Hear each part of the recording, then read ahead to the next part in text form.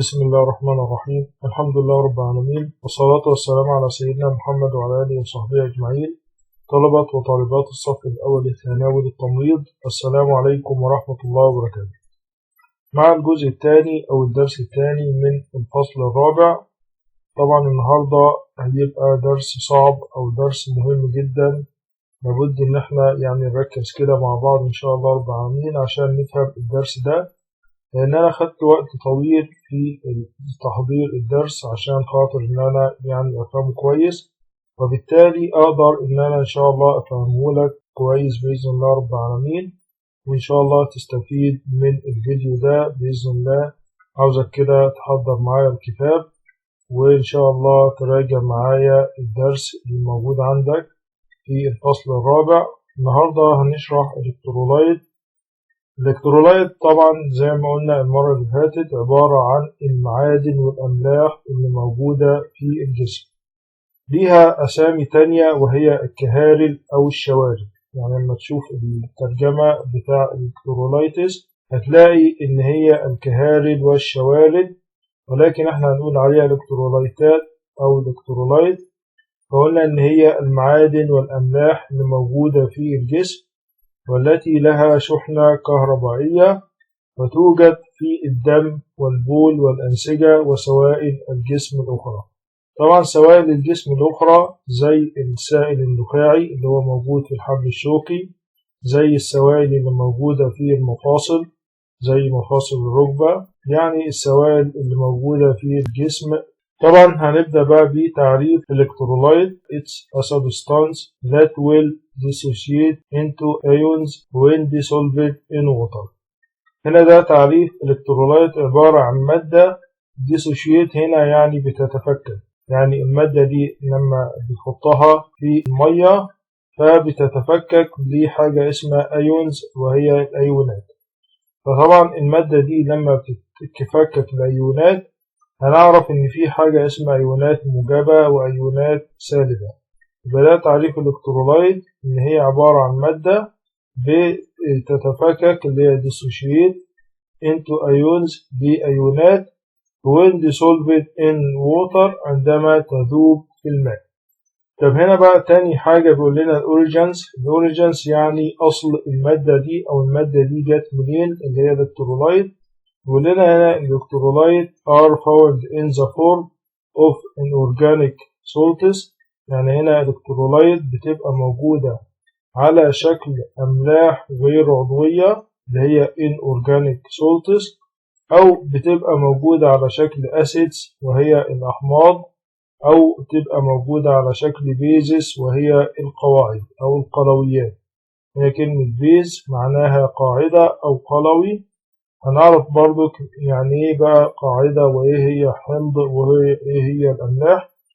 فهنا طبعا دي من الحاجات المهمة ان انت تبقى عارف ان الإلكترولايتات اللي موجودة في الجسم لا اما تبقى موجودة على شكل أملاح غير عضوية، أو أحماض زي حمض الهيدروكلوريك، أو قواعد اللي هي القلويات. طبعا هنا في حتة مهمة أنا ضيفها لك، إن المركبات غير العضوية، يعني لما بنقول مركب غير عضوي زي الأملاح الغير عضوية فإحنا بنقصد بها المركبات التي تفتقد إلى ذرات الكربون والهيدروجين. هنا بقى لما بنقول ملح غير عضوي أو مركب غير عضوي يبقى هنعرف إن المركب ده مفقود ذرة الكربون والهيدروجين. وعادة المركبات الغير عضوية بنقول عليها مركبات الأنظمة الجيولوجية، يعني دي بتبقى حاجة موجودة في الأرض أو موجودة في طبقات الأرض، فبنقول عليها مركبات غير عضوية. طب هنا عندنا الإلكتروليتات، قلنا عبارة عن مواد كيميائية. طب المواد الكيميائية دي عاوزين نقيس النشاط الكيميائي بتاعها. فهنا عندنا بيقول لنا الأكتيف كيميكالز، يعني المواد الكيميائية النشطة، بيتم قياس تركيزها وفقا لحاجة اسمها النشاط الكيميائي. هنا بيقول لنا الإلكترولايت concentration، تركيزات الإلكتروليتات are measured يعني يتم قياسها according to their chemical activity، يعني نسبة أو وفقا لنشاطها الكيميائي.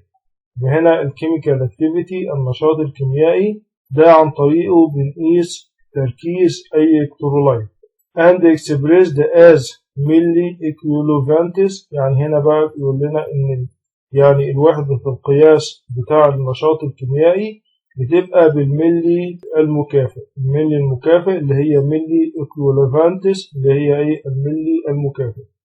يبقى هنا لما بنقيس تركيز الإلكترولايت فبنقول عليها مثلا 50 ملي مكافئ 20 ملي مكافئ. ده اللي هي وحدة قياس الإلكترولايت وفقا لنشاطها الكيميائي. هنا طبعا ضايف لك حتة بقى عشان خاطر تاخد بالك ما هي فاعلية الكيميائية أو النشاط الكيميائي. بيقول لك إن هو مقياس للتركيز الفعلي لمادة في مخلوط من المواد. يبقى احنا هنا نجيب المادة دي وهنحطها في مخلوط من المواد، هنحطها يعني مع مواد أخرى، فهنشوف بقى مدى تركيزها الفعلي أو مدى نشاطها الكيميائي بالنسبة للمواد اللي هي ايه مخلوطة معاها. احنا لحد دلوقتي عرفنا إن الإلكتروليتات دي عبارة عن مواد بتتفكك لأيونات لما بتذوب في الماء، وإن أصل الإلكتروليتات دي لا إما أملاح غير عضوية اللي هي الأورجانيك سولتس أو أسيدز اللي هي أحماض أو بيزس اللي هي قلويات أو قوارض. بعد كده عرفنا إن إحنا عشان نقيس تركيز الإلكترولايت فلا بد إن إحنا بنقيسها نسبة أو وفقا للكيميكال أكتيفيتي نشاطها الكيميائي، واللي بنعبر عنه بالملي إكويفالنت اللي هو الملي المكافئ. لحد دلوقتي كده إيه ماشيين مع بعض كويس. طب هنا عندنا في حاجة اسمها الأيونز. زي ما قلنا كده إن الإلكترولايت عبارة عن مادة بتتفكك لأيونز لأيونات لما بتذوب في الماء. فهنا بنقول إن كل كيميكال إيليمنت كل عنصر كيميائي يعني كل إلكترولايت بيبقى ليه إلكتريكال تشارج، بيبقى ليه شحنة كهربائية. طبعا لما العنصر الكيميائي أو الإلكترولايت دي بتذوب في الماء وتتفكك لأيونات فبالتالي بيبقى ليها شحنة كهربائية اللي هي إلكتريكال تشارج. ده إما بقى الشحنة الكهربائية زي ما احنا عارفين بقى الشحنة الكهربائية زي البطارية كده. البطارية فيها يعني جانب إيجابي وفيها الجانب التاني بيبقى إيه جانب سلبي اللي هو إيه بوزيتيف ونيجاتيف. فهنا كل عنصر كيميائي بيبقى ليه شحنة كهربائية، لا إما شحنة كهربائية بوزيتيف أو نيجاتيف يعني إيجابية أو سلبية. طب هنبص كده في الصور اللي معانا عشان خاطر نفهم الحتة دي قبل ما ننقل للفقرة اللي بعدها. زي ما احنا شايفين كده في الصورة هنا زي ما قلنا كده إن الإلكترولايت عبارة عن عناصر كيميائية بتذوب في الماء فبتتفكك لأيونز زي ما قلنا كده الأيونات. قلنا الأيونات دي عبارة عن charged particles يعني عبارة عن جزيئات مشحونة بشحنة كهربائية. إما الأيونات دي بتبقى حاجة اسمها كاتيونز. الكاتيونز دي يعني شحنة كهربائية موجبة، أو أنيونز يعني شحنة كهربائية سالبة. طب هنا عندنا مثال من الشحنة الكهربائية الموجبة اللي هو الصوديوم اللي هو ال Na. ده زي ما احنا عارفين ان هو بيبقى شحنة كهربائية موجبة. وهنا عندنا بقى المثال للشحنة الكهربائية السالبة اللي هي الأنيونز. عندنا الكلوراين أو الكلور بيبقى شحنة كهربائية سالبة. طب هنا عندنا طبعا ال Na بيبقى موجب والكلوراين طبعا اللي هو الكلور بيبقى سالب، فلما بيتحدوا مع بعض موجب مع سالب بيكون لي بعد كده اللي هي الصولت اللي هو الملح اللي هو الصوديوم كلورايد اللي هو ايه ملح الطعام. طب عاوزين نشوف هنا بقى حتة تانية كده. زي ما احنا شايفين كده زي ما قلنا ان الصوديوم عبارة عن ذرة الصوديوم اللي هي لما بتذوب في الماء بتتحول لأيون موجب اللي هو كاتيون.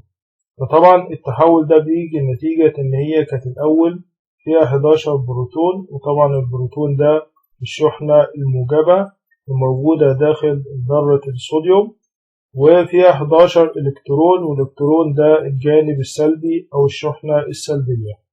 طبعا هنا ذرة الصوديوم لما بتتفكك وتذوب بتتحول لأيون موجب نتيجة لأنها بتفقد الكترون اللي هو الالكترون اللي موجود في المستوى الأخير زي ما احنا شايفين كده في آخر مدار في ذرة الصوديوم بتفقد هذا الإلكترون، فبالتالي الشحنة الموجبة اللي هي البروتون بتبقى 11 مقابل 10 إلكترونات اللي هي الشحنة السالبة.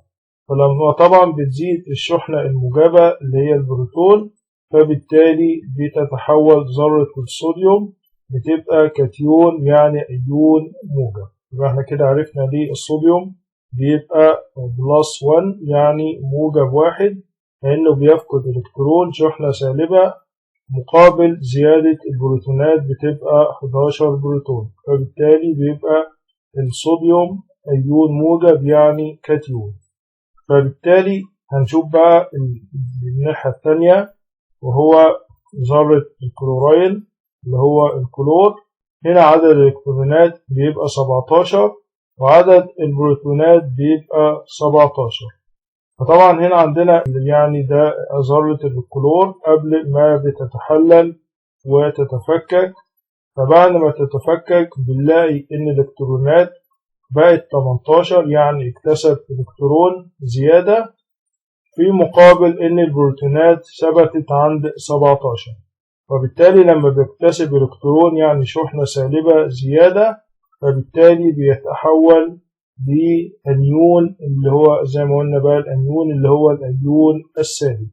وهنا ذرة الكلور بتتحول لأيون سالب نتيجة إن هي اكتسبت إلكترون فأصبحت شحنة سالبة.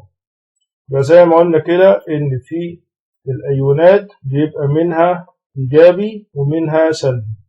بتبقى البوزيتيف أيونز يعني الأيونات الإيجابية بنقول عليها كاتيون، والنيجاتيف أيونز اللي هي الأيونات السلبية بنقول عليها أنيون.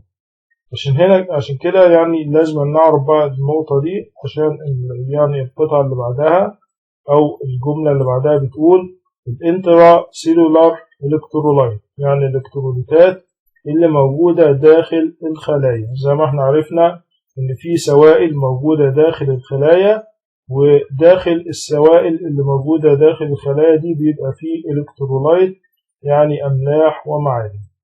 هنا عندنا بقى الامبورتانت انتراسيلولار إلكترولايت يعني الإلكتروليتات المهمة اللي موجودة داخل الخلايا، ونركز في الحتة دي. أول حاجة عندنا البوتاسيوم، ده طبعا أكتر حاجة موجودة داخل الخلايا.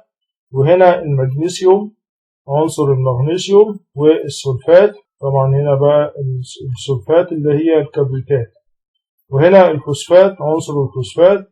وذا موست دومينانت، هنا دي الحتة بقى مهمة جدا، ذا موست دومينانت كاتيون يعني أكتر أيون موجب موجود داخل الخلايا وهو البوتاسيوم اللي هو الرمز بتاعه كي.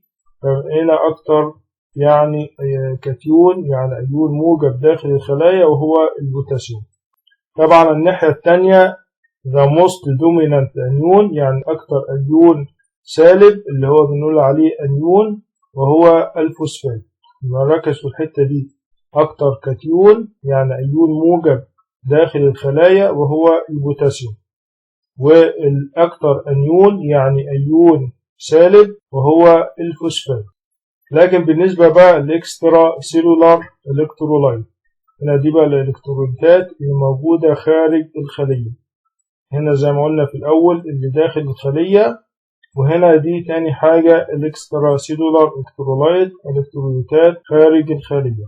Important extracellular electrolyte include sodium, chlorine, calcium and bicarbonate. هنا بيقول لنا إن أكتر إلكتروليتات موجودة مهمة خارج الخلية بتتضمن الصوديوم، وده طبعا أكتر حاجة موجودة خارج الخلية. وبعد كده الكلوراين اللي هو الكلور، والكالسيوم، والبيكربونات اللي هي طبعا عنصر البيكربونات اللي هو NaCO3. وهنا أكتر بقى حاجة بقى بيقول لنا أكتر يعني كاتيون موجود خارج الخلية. قلنا الكاتيون اللي هو الأيون الموجب، أكتر كاتيون موجود خارج الخلية الصوديوم اللي هو Na، ده الصوديوم أكتر كاتيون موجود خارج الخلية. وأكتر بقى أنيون اللي هو الشحنة السالبة أو الأنيون السالب موجود خارج الخلية، وهو الكلوراين اللي هو عنصر الكلور. هنا عندنا بقى في الشكل ده من الحاجات المهمة جدا بيقول لنا the mean electrolyte in body fluid، يعني أكتر إلكتروليتات موجودة في السوائل بتاع الجسم الإنساني. هنا عندنا الصوديوم، وزي ما موجود هنا بيقول لنا إن هو موجود في ملح الطعام. طبعا ملح الطعام اللي هو الصوديوم كلورايد ال NaCl ده موجود طبعا الصوديوم في ملح الطعام. هنا عندنا الكلوراين اللي هو الكلور موجود في الفواكه والطماطم.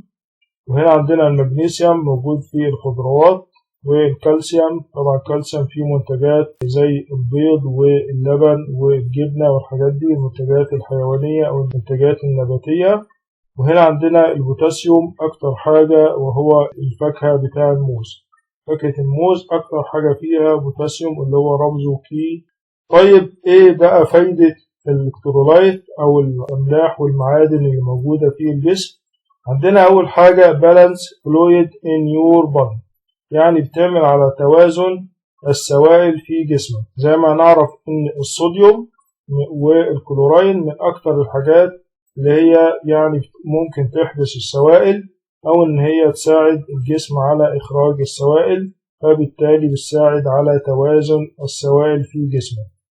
تاني حاجة 200 يور بلاد بروبر pH. زي ما نعرف إن pH اللي هي درجة الحموضة، فمن ضمن وظائف الإلكترولايت إن هي بتحافظ على درجة حموضة مناسبة للدم. يبقى هنا بقى الدم ليه درجة حموضة، فبالتالي هنا بقى الإلكترولايت بتساعد على إن درجة حموضة الدم تكون مناسبة في الجسم. ثالث حاجة وهي carry electrical signals from nerves to muscles. هنا بقى الإلكترولايت من دورها إن هي بتحمل إشارات كهربائية من الأعصاب للعضلات. زي ما قلنا هنا الإلكترولايت ليها شحنة كهربائية، فبالتالي الشحنات الكهربائية بتاع الإلكترولايت بتحمل الشحنات الكهربائية معاها بتاع النيرفز بتاع الأعصاب للمسلز للعضلات. وبالتالي انت لما بتيجي تحرك عضلات ايدك او عضلات رجلك، ده نتيجة ان في شحنات كهربائية وأوامر كهربائية بتيجي من الأعصاب اللي هو الجهاز العصبي زي المخ، بيرسل الإشارات الكهربائية للعضلات، فبالتالي بتبدأ تحرك عضلات إيدك أو عضلات رجلك نتيجة الإشارات الكهربائية اللي بتساعد فيها الإلكترولايت في توصيلها. يعني زي ما احنا كده شايفين، زي ما قلنا ده الإكسترا سيلولار فلويد وده الانترا سيلولار فلويد. طبعا هنا عندنا زي ما قلنا الإلكتروليتات بيبقى ليها يعني مقدار معين في الجسم. فهنا عندنا الصوديوم موجود في الإكسترا سيلولار بنسبة 140، ده طبعا خارج الخلية. زي ما قلنا أكتر عنصر يعني موجب أو أكتر كاتيون موجب خارج الخلية وهو الصوديوم. لكن هنا أكتر كاتيون اللي هو كاتيون موجب داخل الخلية وهو البوتاسيوم، هنلاقي هنا 125. طبعا الجدول ده بيوضح لك أكتر كاتيونات موجودة خارج الخلية وأكتر كاتيونات موجودة داخل الخلية. زي ما قلنا الصوديوم خارج الخلية أكتر كاتيون، والبوتاسيوم أكتر كاتيون داخل الخلية. طب هنا بالنسبة للأنيونز هنلاقي إن هنا أكتر أنيونز موجود خارج الخلية وهو الكلورايد اللي هو 100، وهنا أكتر أنيونز موجود داخل الخلية وهو الفوسفات اللي هو 150. وهنا الجدول ده بيؤكد الكلام اللي فوق بالنسبة لأكتر الكاتيونات وأكتر الأنيونات داخل وخارج الخلية. نخش بعد كده على كيفية نقل السوائل والإلكتروليتات. هنا يعني بالنسبة للسوائل والإلكتروليتات بتنتقل في الجسم، وطبعا لها طرق في الانتقال. بيقول لنا هنا إن التوتال إلكترولايت concentration affects the body fluid balance. يبقى هنا التركيز بتاع الإلكتروليتات بيؤثر على توازن السوائل في الجسم. زي ما قلنا إن عنصر زي الصوديوم لو الصوديوم زاد في الجسم بيؤثر على توازن السوائل، ولو نقص برضه بيأثر على توازن السوائل اللي موجود في الجسم. يبقى هنا لازم نعرف إن الإلكتروليتات بتأثر على توازن السوائل لو زادت أو قلت. طب هنا هنعرف كذا حاجة بقى قبل ما ناخد طرق نقل السوائل والإلكتروليتات. أول حاجة عندنا هنا إن في البادي سيلز وهي خلايا الجسم. الخلايا الجسم بتخرج حاجات من داخل الخلية وبتدخل حاجات لداخل الخلية. فهنا عندنا النيوترينتس والأكسجين should enter body cells. يبقى هنا عندنا الخلية بتاخد العناصر الغذائية وبتاخد الأكسجين وتدخله داخل خلايا الجسم. طب بالنسبة بقى للويست برودكتس يعني الفضلات، في هنا فضلات بتبقى موجودة يعني داخل الخلية، فبالتالي should exit the body، لابد إن هي تخرج من الجسم. يبقى هنا عندك الفضلات اللي بتخرج من الجسم سواء البول أو البراز، دي برضو بيدخل فيها فضلات خارجة من الخلية. وكذلك برضو ثاني أكسيد الكربون اللي بيبقى خارج من الجهاز التنفسي، ده نتيجة يعني ثاني أكسيد الكربون الزيادة اللي موجود داخل خلايا الجسم. وهنا دي حتة مهمة جدا، إن الحاجات اللي بتدخل داخل خلايا الجسم وهي العناصر الغذائية اللي هي النيوترينتس والأكسجين، فده مهم جدا لتغذية الخلية.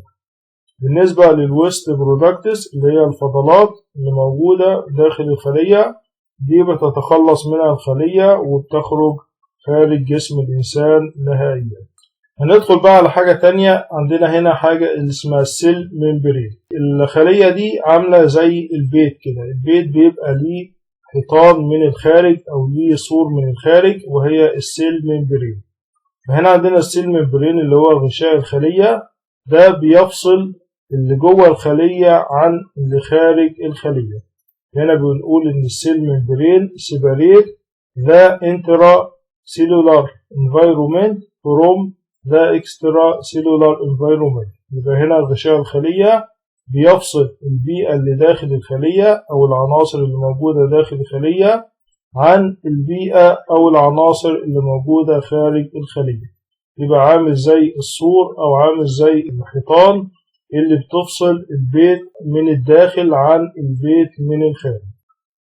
طب هنا عندنا بقى غشاء الخلية ده، هل هو يعني عامل زي الحيطة كده ما بيدخلش حاجة ولا بيخرج حاجة؟ لسه بنقول إن الخلية بتدخل العناصر الغذائية والأكسجين لداخل الخلية وبتخرج الفضلات عشان تخرج من الجسم نهائيا. يبقى هنا عندنا بقى الغشاء ده ليه خاصية اسمها البرميابيليتي. البرميابيليتي ده وهي النفاذية. يعني ايه النفاذية؟ يعني the ability of a membrane to allow molecules to pass through. يعني هنا بقى قدرة الغشاء، المقصود بالغشاء هنا اللي هو غشاء الخلية، to allow molecules إن هي تسمح للجزيئات، جزيئات يعني المقصود بها العناصر زي العناصر الغذائية والأكسجين، to pass through إن هي تمر لداخل الخلية، أو طبعا لو زي ما قلنا كده إن الفضلات تخرج خارج الخلية. وهنا الغشاء بتاع الخلية ده بيبقى فيه يعني منافذ، فبالتالي المنافذ دي بتسمح للخلية إن هي تدخل جزيئات زي العناصر الغذائية والأكسجين أو تخرج الفضلات بخارج الخلية. زي ما قلنا بقى إن في طرق لنقل السوائل والإلكترولايت. عندنا طريقتين لنقل السوائل والإلكترولايت داخل الجسم. في عندنا أول حاجة الباسيف ترانسبورت وهو النقل السلبي. هنا النقل السلبي بيبقى فيه 3 طرق: الديفيوجن وهو الانتشار، والاسموزس الخاصية الاسموزية أو التناضح، والفلتريشن وهو يعني الترشح أو الترشيح. طب هنا ليه بنقول باسيف ترانسبورت؟ يعني ليه سمينا بقى الترانسبورت النقل ده بالباسيف يعني السلبي؟ لأن هنا ال3 طرق اللي احنا هنقول عليها اللي هي الديفيوجن والاسموزس والفلتريشن، هنلاقي إن ال3 طرق دول بتنتقل فيهم السوائل والإلكترولايت بدون بذل أي جهد أو طاقة. يبقى هنا مفيش طاقة ومفيش جهد، فبالتالي بنقول إن النقل ده باسيف يعني سلبي. يعني إيه سلبي؟ يعني مفيش بذل جهد أو طاقة، يعني كده بتنتقل الإلكترولايت والسوائل بتلقائية أو بدون بذل جهد أو طاقة، فبنقول عليها باسيف ترانسبورت. أول طريقة من طرق النقل السلبي وهي الديفيوجن. الديفيوجن زي ما قلنا اللي هي الانتشار، هنا ليها اسم تاني وهي being widely spread، يعني عملية انتشار على نطاق واسع. يبقى هنا ده ليه اسم تاني اللي هي process of being widely spread، يعني عملية الانتشار على نطاق واسع. فهنا بقى تعريف الديفيوجن is the random movement of molecules from an area of higher concentration to an area of lower concentration. هنا بيقول لنا إن الديفيوجن عبارة عن عملية أو حركة عشوائية للجزيئات من منطقة higher concentration، منطقة ذات تركيز عالي، إلى منطقة ذات تركيز منخفض أو تركيز أقل. يبقى هنا عندنا بقى الديفيوجن يعني عبارة عن حركة الجزيئات أو انتقال الجزيئات من منطقة تركيزها عالي لمنطقة تركيزها أقل، فبالتالي هنا بيبقى عملية النقل عملية سلبية ما يبقاش فيها أي جهد أو أي طاقة. طبعا يعني أقرب مثال للانتشار أو الديفيوجن، يعني لو هنا عندك بقى مثلا يعني غرفة ضيقة وفيها عدد كبير من الناس، وجيت بعد كده فتحت الغرفة دي، فبالتالي لقينا إن المساحة خارج الغرفة دي واسعة، فبالتالي هيبدأ الناس يطلعوا من الغرفة الضيقة وينتشروا في المساحة الواسعة خارج الغرفة. طب هنشوف كده بقى صورة توضح الديفيوجن اللي هي عملية الانتشار.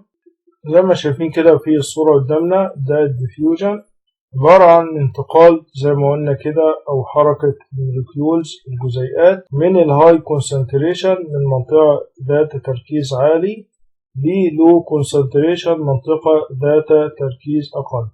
فبالتالي زي ما قلنا كده لو يعني نتخيل إن التركيز العالي ده غرفة صغيرة وفيها عدد كبير من الناس، أول ما بنفتح يعني مساحة دي غرفة واسعة أو مساحة واسعة، فبالتالي بيبدأ ينتقل الناس من الغرفة الضيقة للغرفة الواسعة اللي هي أقل تركيزا، فبالتالي ده الديفيوجن الانتشار.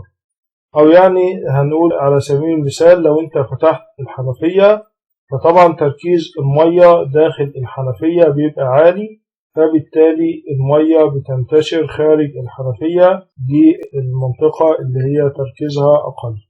فده الديفيوجن حركة الموليكيولز أو الموفمنت أوف موليكيولز من منطقة هاي كونسنتريشن لمنطقة لو كونسنتريشن. يبقى ده أول طريقة من طرق النقل السلبي وهي الديفيوجن الانتشار.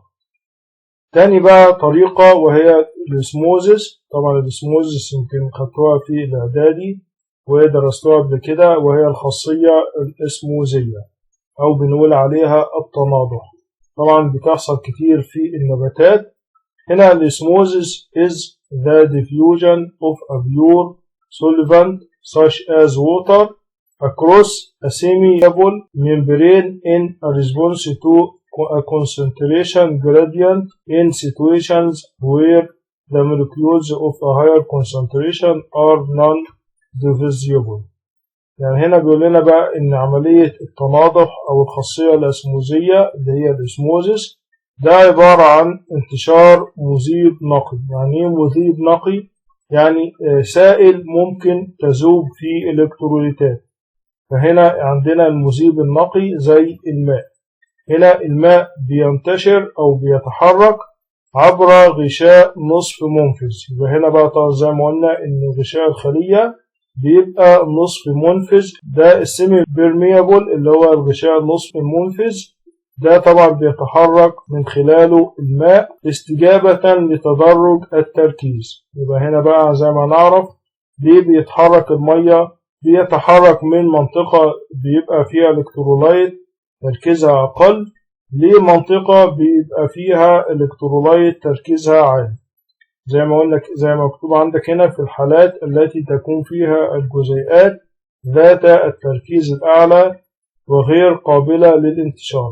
وهنا بدل ما الإلكترولايت زي ما قلنا الإلكترولايت هي اللي بتتحرك، فهنا عندنا بقى المذيب النقي أو الماء هو اللي بيتحرك للإلكترولايت اللي تركيزها عالي عشان خاطر يخففها ويخلي تركيزها قليل، فبالتالي بتتعادل زي ما نشوف كده في الصورة عشان تفهموا أكتر. زي ما احنا كده شايفين في الصورة ده الاسموزس. الاسموزس هنا عندنا لو في إناء، والإناء ده في يعني منطقتين أو إن هو مقسوم لجزئين، عندنا هنا جزء بيبقى فيه الإلكترولايت تركيزها قليل، وهنا عندنا الناحية التانية الإلكترولايت بيبقى تركيزها عالي. زي ما هنا لو جبنا ملح وحطيناه في جزء بتركيز عالي والجزء التاني خلينا تركيز الملح قليل. هنا عندنا بقى الخاصية الأسموزية، وزي ما قلنا إن بينتشر أو بيتحرك المذيب اللي هو الماء من المنطقة اللي فيها الإلكترولايت تركيزها قليل لمنطقة فيها الإلكترولايت أو الجزيئات تركيزها عالي، زي ما احنا شايفين كده عبر غشاء نصف منفذ. هنا يعني محطوط في النص كده اللي قاسم الكوباية دي أو الإناء ده يعني النصين، غشاء نصف منفذ اللي هو سيمي برميابل ممبرين، غشاء نصف منفذ. فبالتالي هنا بتتحرك الماء أو يعني جزيئات الماء بتتحرك للجزء اللي فيه التركيز الإلكترولايت عالي عشان خاطر بقى إن هي تدوب الإلكترولايت دي وتخلي تركيزها زي الناحية التانية من المنطقة اللي كان فيها تركيز قليل. ده الخاصية الاسموزيس أو التناضح. زي ما قلنا انتشار مذيب نقي زي الماء عبر غشاء نصف منفذ لتدرج استجابة لتدرج التركيز في الحالات التي تكون فيها الجزيئات ذات التركيز أعلى غير قابلة للانتشار. يبقى هنا ده حاجة بديلة للديفيوجن لما تكون يعني الجزيئات اللي هي تركيزها عالي مش هتقدر إن هي تنتشر، فبالتالي بينتقل ليها الماء وبيخلي التركيز بتاعها أقل أو يخففها عشان تكون يعني متعادلة مع المنطقة الأخرى. لما نخش بقى على ثالث حاجة عندنا هنا بقى الفلتريشن وهو الترشيح. زي ما احنا عارفين أو زي ما درستوا في المرحلة الإعدادية إن في حاجة اسمها الفلتريشن الترشيح ده عبارة عامل زي كده زي الغربال، عبارة إن هو بيخلي المواد اللي هي الصلبة تنفصل عن المواد الذائبة أو المواد الغير صلبة. يبقى هنا عندنا الترشيح عبارة عن transport of water and dissolved materials concentration already exists in the cell. يبقى نقل الماء والمواد الذائبة. يبقى هنا عندنا بقى المية والمواد الذائبة في المية بتنتقل عبر الخلية. يبقى هنا عندنا بقى الخلية لما بتيجي تنقل الماء والمواد الذائبة فيها فبتنقلها عن طريق الترشيح. فبالتالي هنا المواد الصلبة لا تنتقل عن طريق الترشيح، لأن هنا الترشيح لابد أن يتوفر فيه إن المية والمواد الذائبة هي اللي بتنتقل. يبقى هنخلي بالنا من الحتة دي اللي هي إيه بقى زودتها لك هنا الترشيح، على عكس انتشار المادة من الأكثر تركيزا للأقل تركيزا. زي ما قلنا في الديفيوجن الانتشار بتنتقل الجزيئات من الأكثر تركيزا من الأقل تركيزا. هنا بيستخدم بقى الترشيح، بيستخدم حاجة اسمها الضغط الهيدروستاتيكي. الضغط الهيدروستاتيكي ده بيدفع السائل والمواد المذابة بداخله زي قلنا المية، وبيبقى الإلكترولايت دايبة في المية من منطقة ضغط أعلى إلى منطقة ضغط أقل. هنا بيقول لنا إن الترشيح عملية مهمة للغاية في الجسم. على سبيل المثال يستخدم الجهاز الدوري الترشيح لنقل البلازما والمواد عبر بطانة الشعيرات الدموية.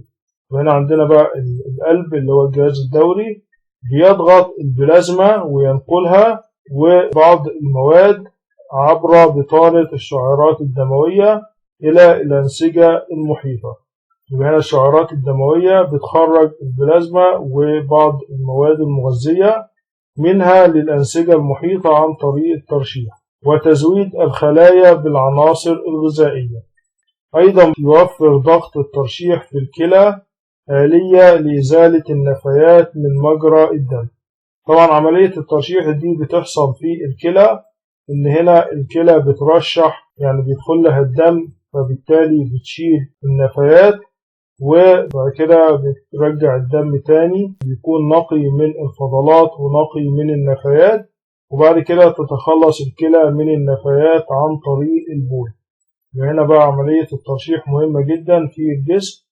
وعلى سبيل المثال زي ما قلنا كده الجهاز الدوري بينقل البلازما والمواد عبر بطانة الشعيرات الدموية للأنسجة المحيطة ويزود الخلايا بالعناصر الغذائية، أو عن طريق الكلى زي ما قلنا الكلى بترشح الدم وبتاخد النفايات أو الفضلات وتخرجها في البول، وبعد كده ترجع الدم يكون نقي للجسم. طب هنشوف بقى برضو صورة لعملية ترشيح اللي هو الفلتريشن عشان نفهمها كويس. زي ما موجود كده في الصورة عندنا زي ما قلنا كده عملية الترشيح عبارة عن فصل السائل عن الصلب. زي ما احنا كده شايفين دي الصورة مفترض ان انتوا خدتوها في اعدادي.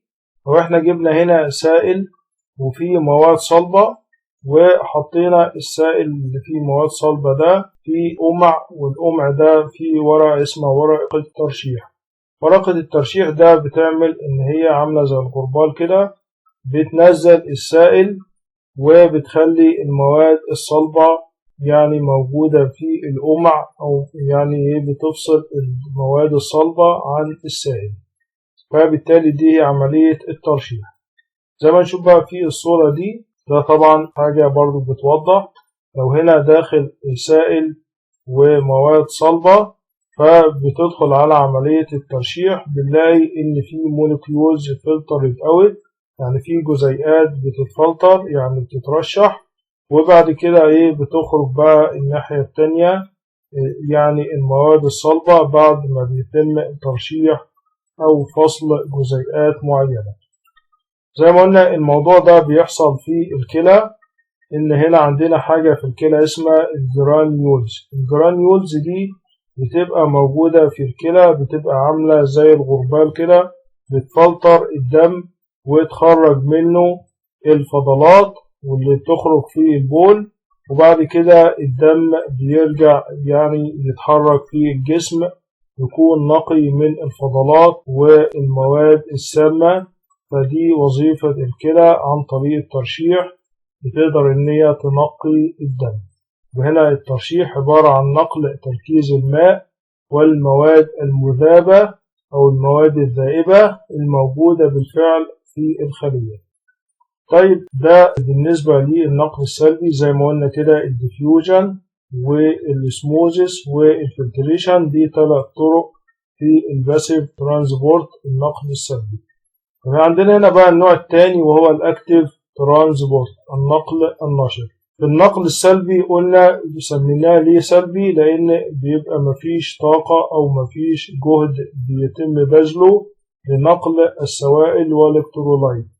لكن هنا بقى عندنا في النقل النشط لا، بيبقى فيه طاقة وفيه جهد، فبالتالي بنسميه اكتيف يعني نقل نشط.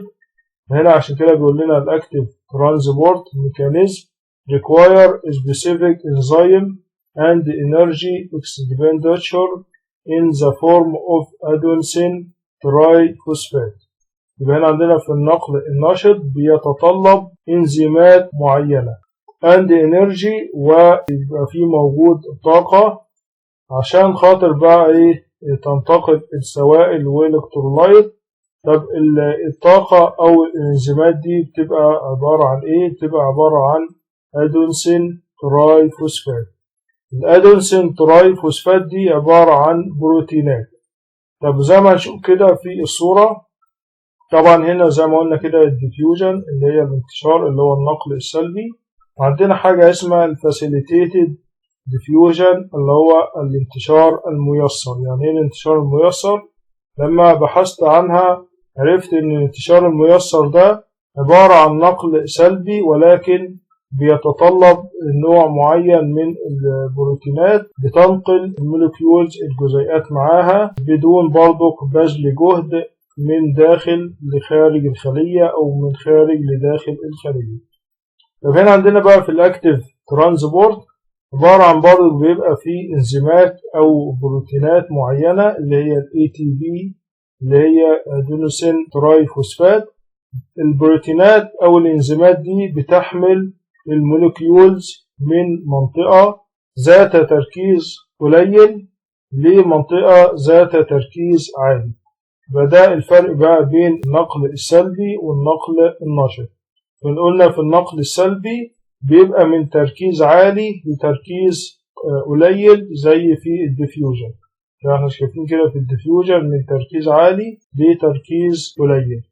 لكن هنا عندنا في النقل النشط اللي هو الاكتيف ترانسبورت بيبقى من تركيز قليل لتركيز عالي. فبالتالي انت يعني اكنك بتزق حاجة من مكان منخفض لمكان عالي، فبالتالي لابد ان انت تبذل جهد او تبذل طاقة بتبقى عن طريق الانزيمات اللي هي ال ATP. فبالتالي عشان تنقل الموليكيولز الجزيئات من منطقة ذات تركيز قليل لمنطقة ذات تركيز عالي، فعشان كده بنقول عليها اكتيف ترانسبورت نقل نشط.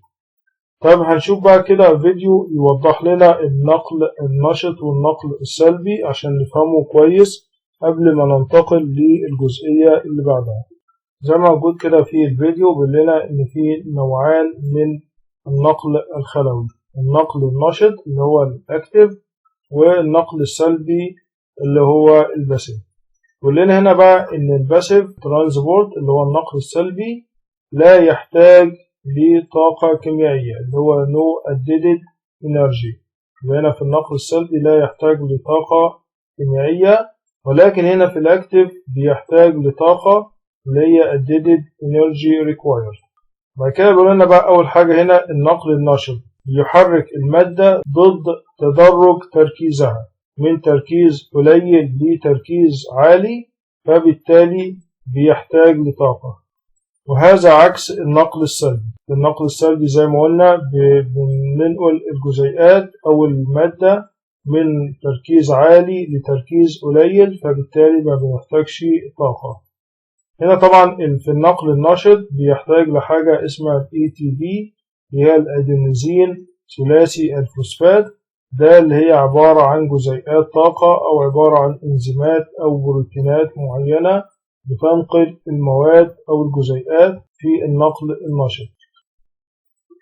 طبعا هنا جايب لنا بقى أنواع الانتقال النشط أو الأكتيف ترانسبورت، في أنواع برضو طبعا مش مشروحة عندكم في الكتاب، فاحنا هننتقل هنشوف كده بقى طبعا عملية النقل النشط.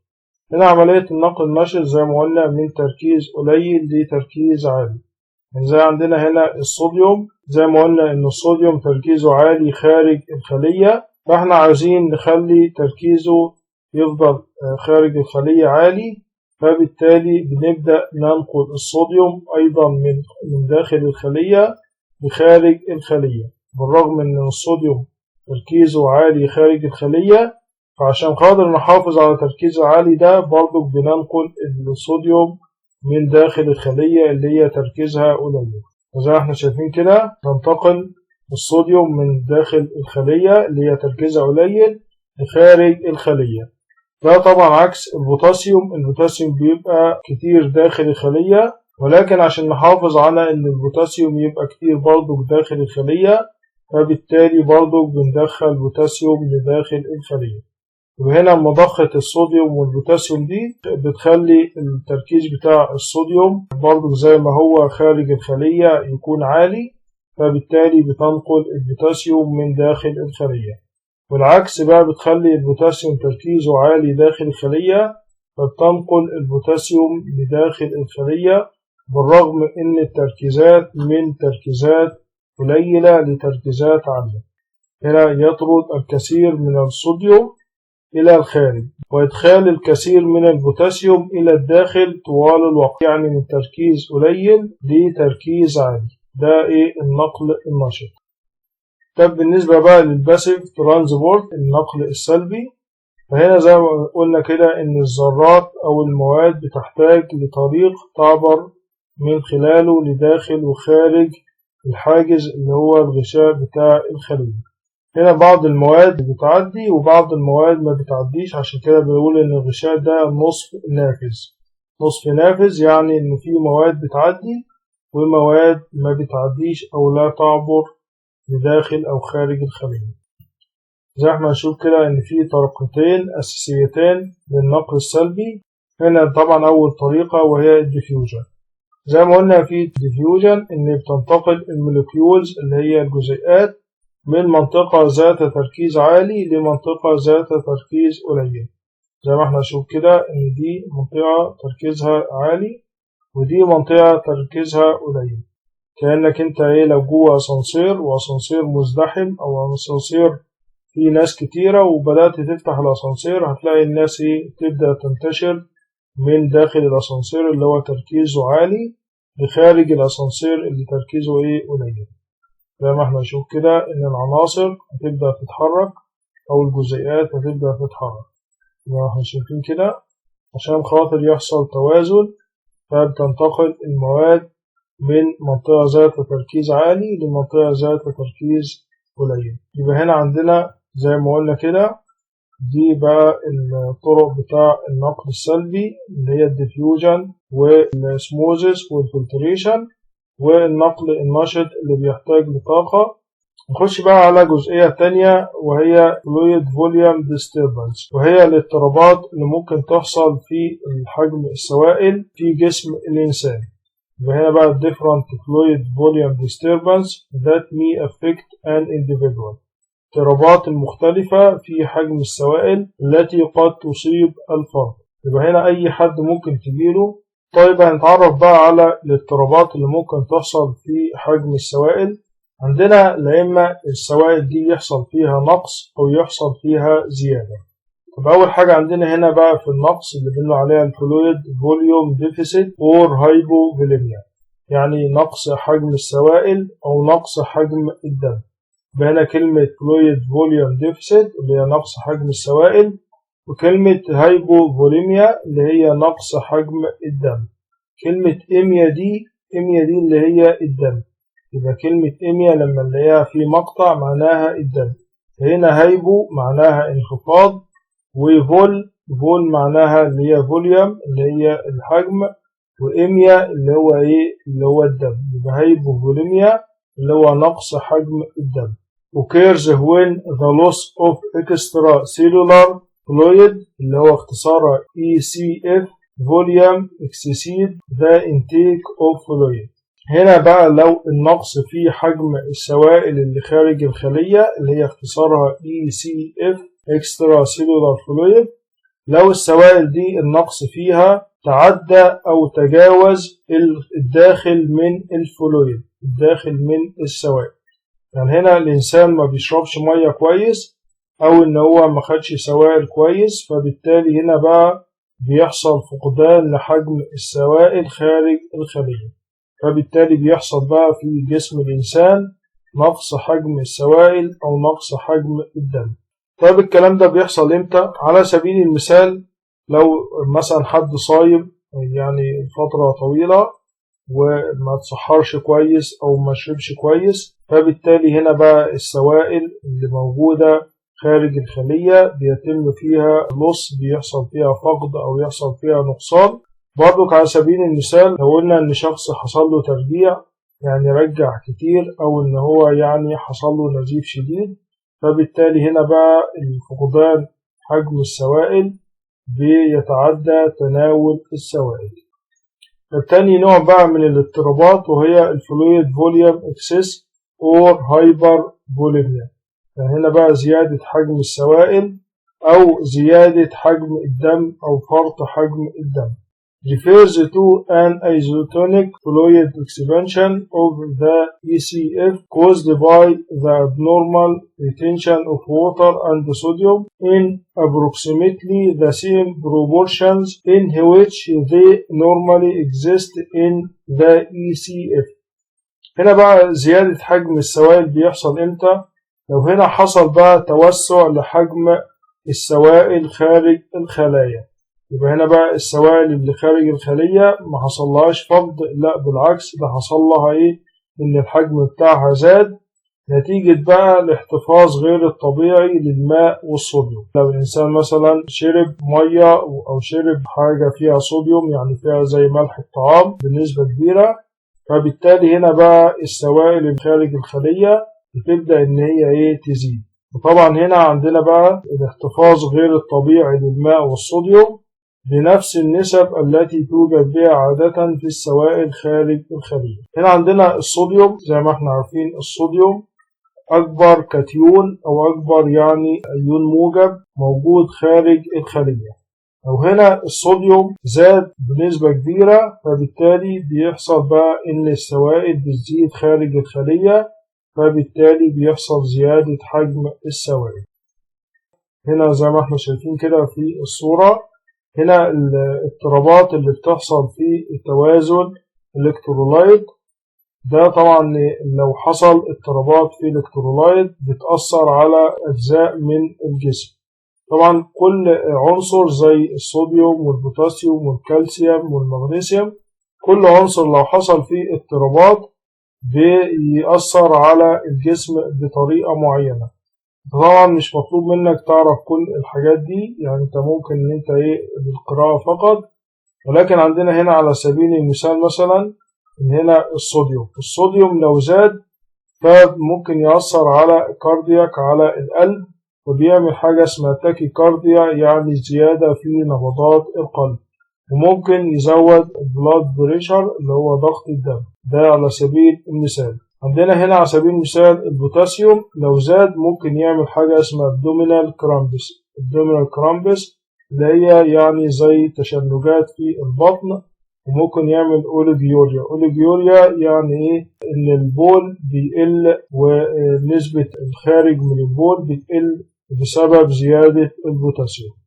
هنا عندنا مثلا الكالسيوم لو زاد ممكن ان هو يعمل بوليوريا، يعني يخلي اليورين او يخلي البول يخرج كتير من الجسم، وممكن يعمل كدني بين يعني ألم في الكلى، وممكن يأثر على الماسكولو سكيليتال على الجهاز العظمي، يعني يأثر على العظام، يعمل بون بين يعني ألم في العظام. وهكذا كل يعني عنصر لو زاد أو قل بيعمل ايه؟ مشاكل على الجسم. بعد كده نخش بقى على حاجة اسمها الأسيد بيز بالانس، التوازن الحمضي القاعدي. هنا عندنا بقى أول تعريف عندنا للحمض وهو الأسيد، قلنا an acid is one type of compound that contain the hydrogen ion. وهنا بقى الحمض عبارة عن نوع من المركبات اللي بيحتوي على أيون الهيدروجين. يبقى ده تعريف الحمض، إن هو أحد أنواع المركبات بتحتوي على أيون الهيدروجين. طيب بالنسبة للبيز القاعدة أو القلوي، هنا البيز أو القلاي يعني القاعدة أو المركب القلوي عبارة عن compound، عبارة عن مركب that contain the hydroxyl ion، يعني المركب ده بيحتوي على أيون الهيدروكسيل، وبنقول عليه البيز القاعدة أو القلاي القلوي. وهنا الحمض المركب اللي بيحتوي على أيون الهيدروجين، وهنا القاعدة البيز المركب اللي بيحتوي على أيون الهيدروكسيد. طب بالنسبة بقى للسولت الملح، قال لك إن الملح هنا عبارة عن combination يعني مزيج أو تركيبة of a base and acid، مزيج من القاعدة والحمض، يبقى تركيبة أو مزيج من القاعدة والحمض and is created when the positive ions of a base replace the positive hydrogen ions of an acid. وهنا عندنا بقى الأيونات الموجبة للقاعدة لو حلت محل أيونات الهيدروجين الموجبة للحمض بيحصل بقى إن بينتج عندنا الملح. زي ما هنشوف كده في الصورة اللي قدامنا، احنا عندنا هنا في الصورة ده ال HCl ده عبارة عن حمض الهيدروكلوريك. زي ما احنا شايفين كده، زي ما قلنا إن الأسيد مركب بيحتوي على أيون الهيدروجين اللي هو ال H هنا. تاني حاجة عندنا هنا ال NOH ده عبارة عن قلوي اللي هو هيدروكسيد الصوديوم. ده طبعا زي ما قلنا إن هو قلوي بيحتوي على أيون الهيدروكسيد. هنا عندنا بقى السولت اللي هو ال NaCl اللي هو ملح الطعام الصوديوم كلورايد. زي ما قلنا كده إن الأيونات الموجبة بتاع القاعدة اللي هي ال Na هنا عندنا بقى اللي هو الصوديوم بيحل محل الأيونات الموجبة للحمض. وطبعا هنا عندنا زي ما احنا شايفين كده ال H بتطلع اللي موجودة في الحمض وبتحل محلها الأيونات الموجبة للقاعدة، فبالتالي بيتكون عندنا هنا بقى ملح الطعام اللي هو ال NaCl. وهنا زي ما قلنا كده إن الحمض موجود فيه أيون الهيدروجين، وهنا القاعدة أيون الهيدروكسيد. وهنا عندنا الملح اللي هو السولت عبارة عن مزيج من القاعدة والحمض، وبيتكون عندما تحل الأيونات الموجبة للقاعدة اللي هو قلنا عليها الصوديوم اللي موجودة في الصوديوم هيدروكسيد بمحل أيونات الهيدروجين الموجبة للحمض. طب هنا عندنا بقى الأملاح المهمة في جسم الإنسان. طبعا من الأملاح المهمة عندنا الصوديوم كلورايد اللي هو كلوريد الصوديوم، والبوتاسيوم كلورايد اللي هو كلوريد البوتاسيوم، الكالسيوم كلورايد اللي هو كلوريد الكالسيوم، والكالسيوم كربونات اللي هي كربونات الكالسيوم، والكالسيوم فوسفات وهي فوسفات الكالسيوم، وآخر حاجة الصوديوم فوسفات اللي هي فوسفات الصوديوم. يبقى دي الأملاح المهمة اللي موجودة في جسم الإنسان. طبعا أهمهم اللي هو الصوديوم كلورايد اللي هو طبعا ملح الطعام واللي موجود بكثرة خارج الخلية. هنا عندنا بقى في حاجة اسمها البوتنشال اوف هيدروجين. بوتنشال اوف هيدروجين اللي هي اختصارها ال pH، دي عبارة عن إمكانات الهيدروجين أو قوة الهيدروجين، أو بنقول عليها الأس الهيدروجيني أو الرقم الهيدروجيني. وهي لها كذا مسمى: قوة الهيدروجين أو الرقم الهيدروجيني أو الأس الهيدروجيني. طب ال pH أو البوتنشال اوف هيدروجين ده عبارة عن إيه؟ هنا بيقول لنا ال pH the symbol of pH refers to the potential or power of hydrogen ion concentration within the solution. يبقى هنا بقى الرمز بتاع ال pH اللي هو يعني درجة الحموضة، ده بيشير ل potential or power of hydrogen، يعني الإمكانات اللي هي كلمة potential إمكانات، أو power of hydrogen أو قوة تركيز أيون الهيدروجين. قوة تركيز أيون الهيدروجين within the solution داخل المحلول. يبقى هنا كل المحاليل أو أي سائل بيبقى ليه pH، ليه يعني بقى درجة حموضة اللي هي بقى طبعا بنقول عليها الرقم الهيدروجيني أو الأس الهيدروجيني. زي ما نشوف كده في الصورة، لو ال pH زاد أو قل هنقدر نقول على المحلول ده بقى من حيث الحموضة. ده مقياس ال pH، مقياس الرقم الهيدروجيني أو قوة أيون الهيدروجين. ده عبارة زي ما قلنا كده مقياس لحمضية أو قاعدية المحاليل، ويعبر عنه بتدريج رقمي من 0 ل 14. يبقى ده عبارة عن مقياس من 0 ل 14 اللي هو ال pH. لو هنا عندنا بقى الرقم المتوسط أو الرقم المتعادل اللي هو السبعة دي يعني هنا المحلول متعادل، يعني لا هو قلوي ولا هو حمضي. لو هنا عندنا ال pH زاد أكتر من 7 بنقول إن هو أصبح قاعدي أو قلوي. طب هنا لو ال pH أقل من 7 بنقول إن هو أصبح المحلول حمضي أو السائل ده حمضي. طب بعد كده في مصطلح تاني وهو البفرز. هنا عندنا البفرز المحاليل المنظمة.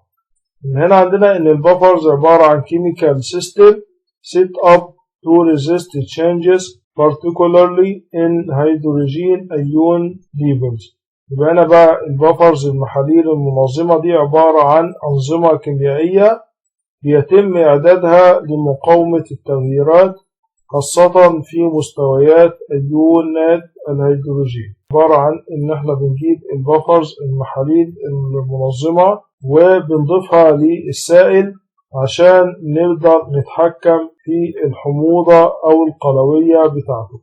زي ما موجود كده بقى التعريف بتاعه ده من خارج الكتاب، إن المحلول المنظم اللي هو البفرز عبارة عن إن هو بينظم الحموضة والقلوية، يعني بيحافظ على درجة الحموضة عند قيمة ثابتة. وهنا عاوزين نخلي السائل ده يعني درجة الحموضة بتاعته ثابتة عند قيمة معينة، فبالتالي بنضيف المحلول المنظم اللي هو البفرز. نخش بقى في الكوزز اوف فلويد اند الكترولايت امبالانس. ايه بقى الاسباب اللي بتخلي ان السوائل والالكترولايت يحصل فيها اختلال للتوازن؟ عندنا هنا اول حاجة وهو الفلويد ريتنشن، احتباس السوائل. هنا لو حصل retention of sodium is associated with fluid retention، يعني هنا بقى احتباس الصوديوم بيبقى مرتبط باحتباس السوائل. زي ما عرفنا ان الصوديوم اكتر عنصر موجود خارج الخلية، وبالتالي لو حصل احتباس للسوائل فبيزيد الصوديوم خارج الخلية، فبالتالي بيحصل اختلال في الالكترولايت. او العكس بقى، لو زاد نسبة الصوديوم بيؤدي لاحتباس السوائل. يبقى هنا احتباس السوائل قد يؤدي لاحتباس الصوديوم، أو العكس احتباس الصوديوم يؤدي لاحتباس السوائل، وده بيعمل خلل في توازن السوائل والالكترولايت. تاني بقى السبب وهو اللوس اوف صوديوم. وهنا بقى لو الصوديوم قل، فبالتالي الصوديوم لو قل كتير من الجسم فبالتالي هيتقل هنا بقى الفوليوم اوف بادي فلويد، هتقل بقى السوائل اللي موجودة في الجسم. يبقى هنا excessive loss of sodium is associated with decreased volume of body fluid، يعني لو الصوديوم قل كتير من الجسم فده بيبقى مرتبط بانخفاض حجم سوائل الجسم. يبقى أقرب حاجة ممكن يعني نشرح بيها الموضوع ده، لو الإنسان مثلا بيخرج بول كتير من الجسم، أو الإنسان مثلا رجع كتير، أو إن هو حصل له إن هو فقد سوائل كتير عن طريق العرق، فبالتالي هنا الفقد الكبير للصوديوم بيؤدي لفقد كمية كبيرة من سوائل الجسم. ثالث حاجة وهي التروما. التروما هنا اللي هي الصدمة دي بتسبب بقى release of intracellular potassium which is extremely dangerous. هنا عندنا زي ما قلنا ان اكثر عنصر موجود داخل الخلية او اكثر ايون موجب وهو البوتاسيوم. هنا البوتاسيوم لما بتحصل الصدمة فبيتفرز هرمون الادرينالين. هرمون الادرينالين ده بيعمل اختلال في الجسم، ومن ضمن الاختلالات اللي بتحصل في الجسم ان البوتاسيوم بيطلع كتير من الخلية، فبالتالي ده امر خطير وممكن ان هو يأثر خاصة على القلب، لان زي ما قلنا ان زيادة البوتاسيوم ممكن تؤدي لزيادة ضربات القلب بصورة كبيرة، وممكن يخلي يعني الإنسان يدخل في توقف بالقلب بسبب إطلاق البوتاسيوم من داخل الخلايا. رابع حاجة عندنا هنا وهي loss of body fluid، لو حصل فقدان في سوائل الجسم. هنا عندنا بقى ال FVD اللي هو الفلويد فوليوم ديفيسيت، اللي هو نقص حجم السوائل.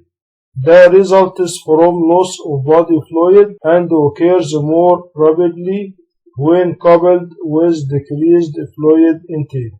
يبقى هنا نقص حجم السوائل ده بيحصل لو حصل نقص أو حصل فقد لسوائل الجسم، زي ما قلنا كده، عن طريق العرق الغزير أو عن طريق الترجيع لو الإنسان رجع يعني، أو حصل قيء شديد، أو طبعا عن طريق النزيف الشديد. فده بيحصل سريعا، خاصة لو الإنسان يعني ما خدش سوائل كتيرة أو حصل نقص في السوائل اللي داخلة للجسم، فطبعا ده بيسبب فقدان لسوائل الجسم.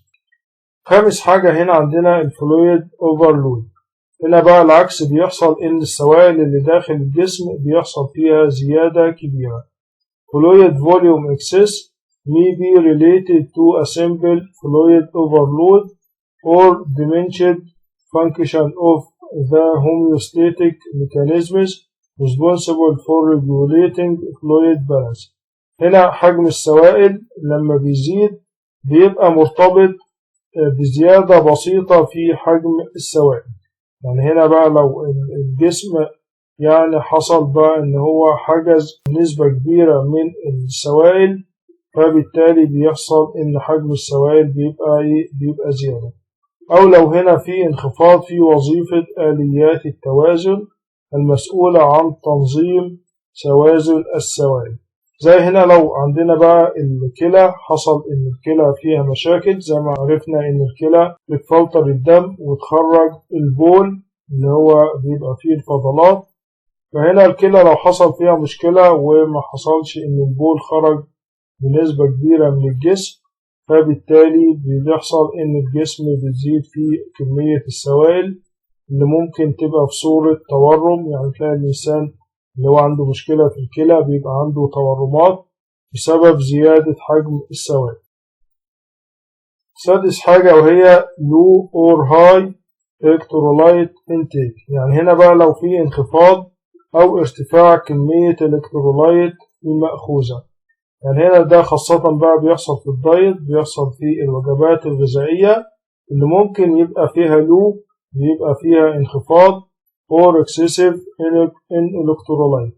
يعني هنا بقى الوجبات الغذائية لا إما يبقى الإلكترولايت فيها منخفضة، يعني زي الناس اللي هي ما بتاكلش ملح الطعام كتير، فممكن ده يؤدي لاختلال في نسبة الصوديوم. أو العكس بقى، الناس اللي بتاخد بقى ملح الطعام كتير، فبالتالي ممكن يبقى عندها زيادة في الصوديوم. فهنا عندنا الوجبات ممكن يبقى فيها إلكترولايت زيادة أو إلكترولايت ناقصة، فده بيؤدي بقى لإلكترولايت امبالانس. سابع حاجة وهي الميديكيشن. الأدوية، في بعض الأدوية بتؤدي لإلكترولايت امبالانس when taken against the physician order. يعني هنا بقى لو الأدوية تم أخذها بطريقة خاطئة خلافا لأوامر الطبيب، زي الناس اللي بتاخد أدوية على الفاضي وبدون إن هي ترجع للطبيب، فبالتالي ده الأدوية دي بتؤدي لاختلال توازن الإلكترولايت. زي مثلا أدوية الضغط، في بعض أدوية الضغط بتخلي الجسم يعني يفرز بول كتير أو إن هو يخرج سوائل كتيرة من الجسم. فبالتالي لو الإنسان مثلا خد أدوية الضغط بدون إن هو ياخدها حسب الطبيب، ممكن إن هي تؤدي لاختلال السوائل. زي برضك عندنا الديكسا ميثازون اللي هي الكورتيزونات.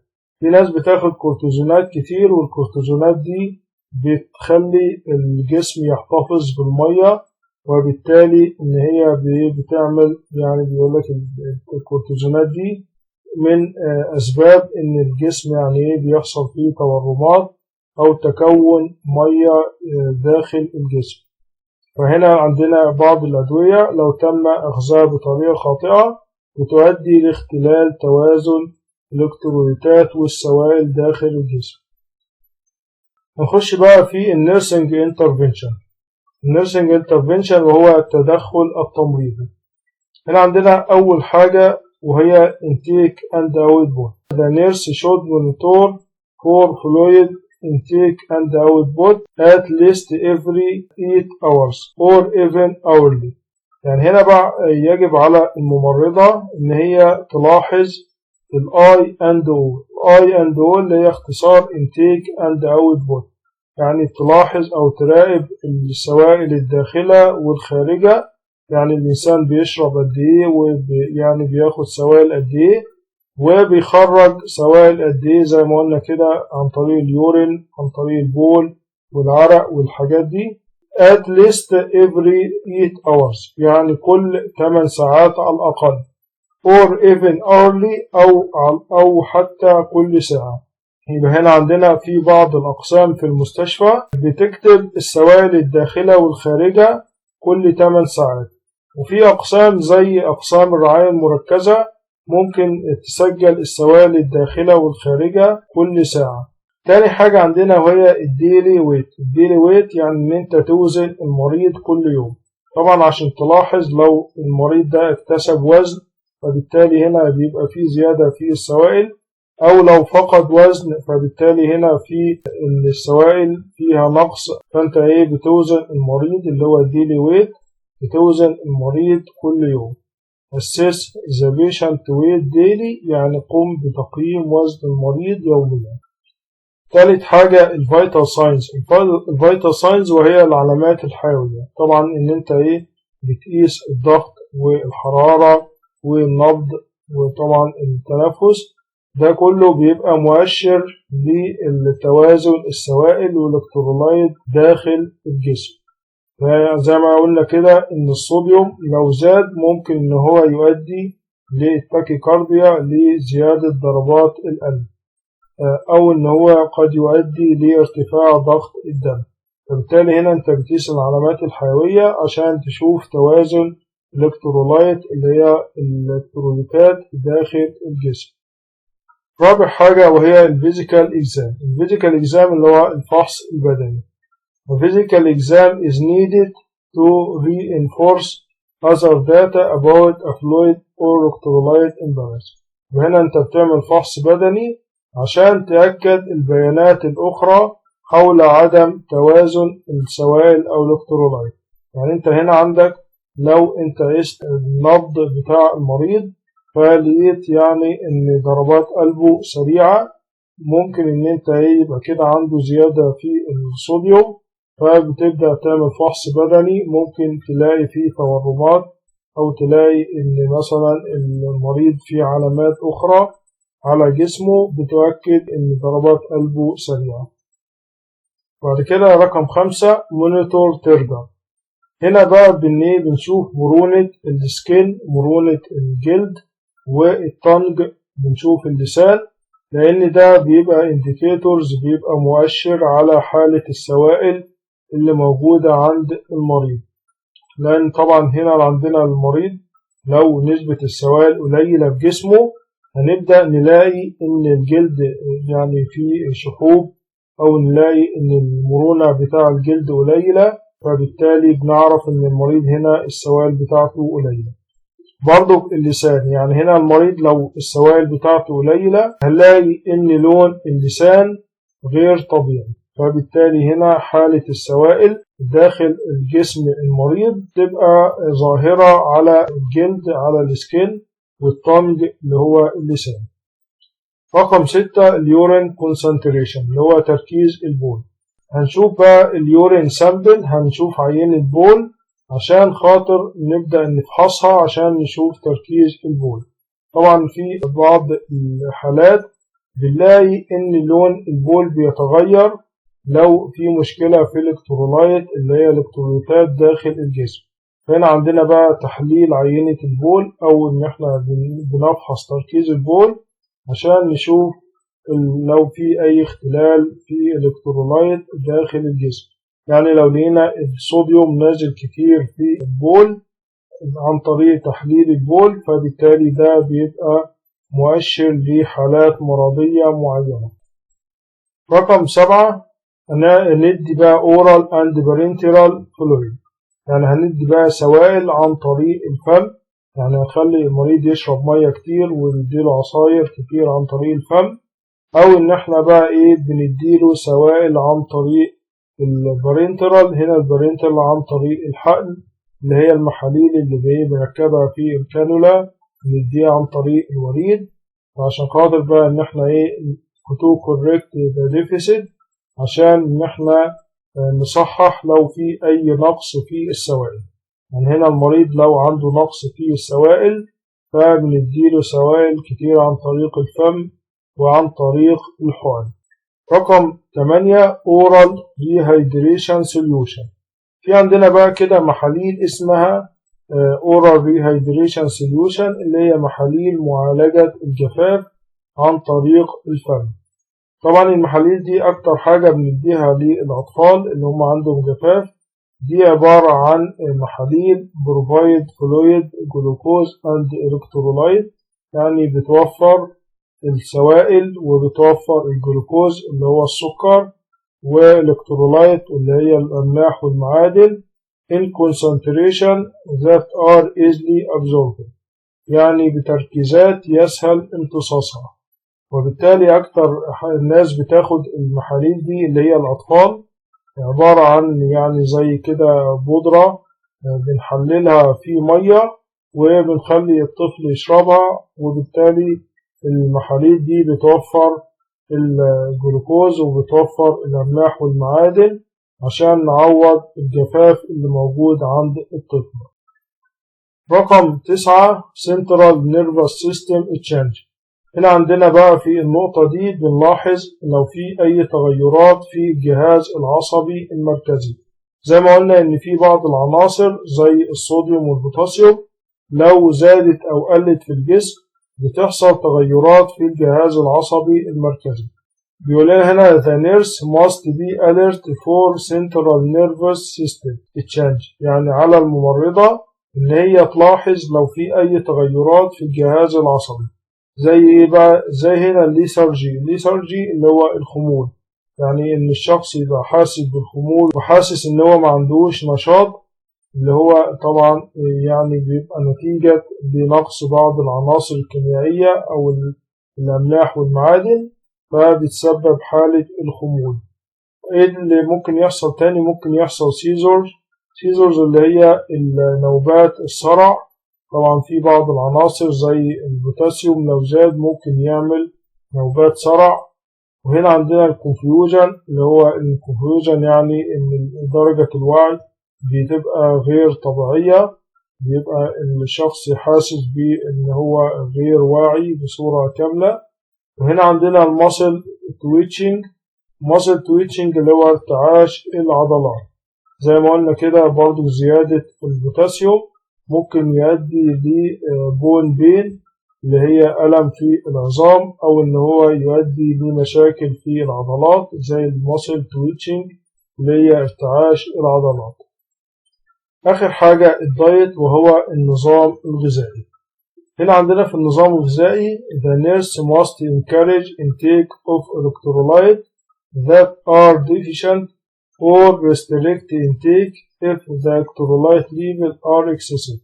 وهنا بقى الممرضة تخلي بالها لو لقيت الإلكترولايت ناقصة فبالتالي هتزود الدايت اللي موجود فيها الإلكترولايت دي. زي هنا عندنا لو لقينا المريض محتاج لصوديوم فبالتالي هنزود ملح الطعام اللي هو الصوديوم كلورايد هنزوده. طب هنا بقى لو المريض ضغطه عالي وطبعا الصوديوم بتاعه كتير فبالتالي هنقلل الصوديوم كلورايد ملح الطعام في الغذاء. وهنا بقى في النظام الغذائي الممرضة بتشجع تناول الإلكتروليتات الناقصة أو إن هي بتعمل تقييد على تناول الإلكتروليتات دي إذا كانت مستوياتها زائدة. كده هنكون خلصنا تاني درس في الفصل الرابع. أنا عارف إن أنا طولت عليكم النهاردة، بس يعني كده شرحنا الدرس بالتفصيل، وإن شاء الله تكونوا استفدتوا، ونشوف وشكم على خير الدرس القادم. والسلام عليكم ورحمة الله وبركاته.